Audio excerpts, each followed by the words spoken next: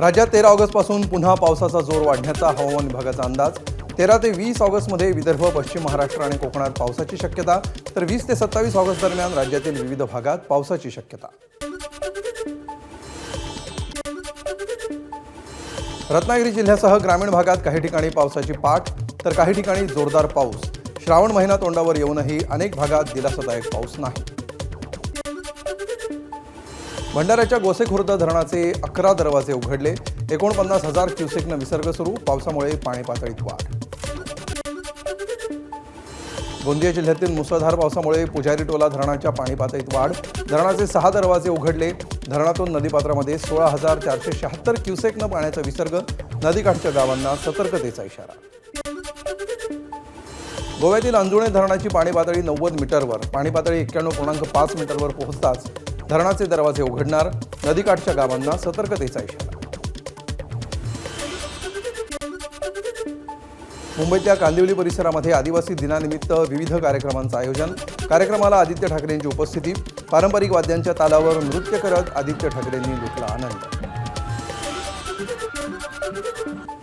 पालघर जिल्ह्यातील अनेक भागामध्ये आदिवासी दिन साजरा। आदिवासी बांधवांनी कार्यक्रमामध्ये पारंपरिक वेशभूषा परिधान करत वाद्यांच्या तालावर लुटला आनंद।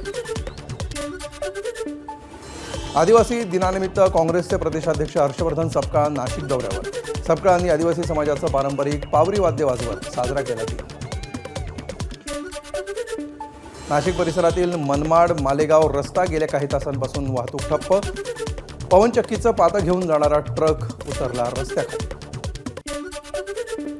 रत्नागिरीमध्ये मुंबई गोवा महामार्गावर 2 कारमध्ये भीषण धडक। अपघातामध्ये 4 गंभीर जखमी। गाडीचं नियंत्रण सुटल्यामुळे अपघात।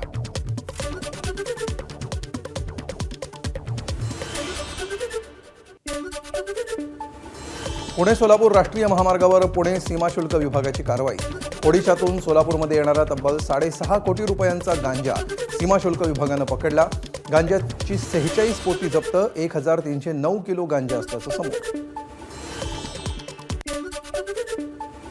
UPI-वरून पैसे पाठवण्याबाबत कुठलंही शुल्क आकारलं जाणार नाही। व्यापाऱ्यांसोबतचे जास्तीत जास्त व्यवहार फ्री होणार। केंद्र सरकारनं शुल्क आकारण्याच्या बातम्यांचं केलं खंडन। भारतीय उद्योजकांना चीनचा व्यावसायिक व्हिसा मिळणं आता अत्यंत कठीण आहे। बीजिंग प्रशासनानं व्हिसा नियमावली अत्यंत कडक केल्यामुळे भारतीय कंपन्यांचं उत्पादन आणि दैनंदिन कामकाज विस्कळीत। 20 ते 24% व्हिसा मंजूर केले जात असल्याचं समोर।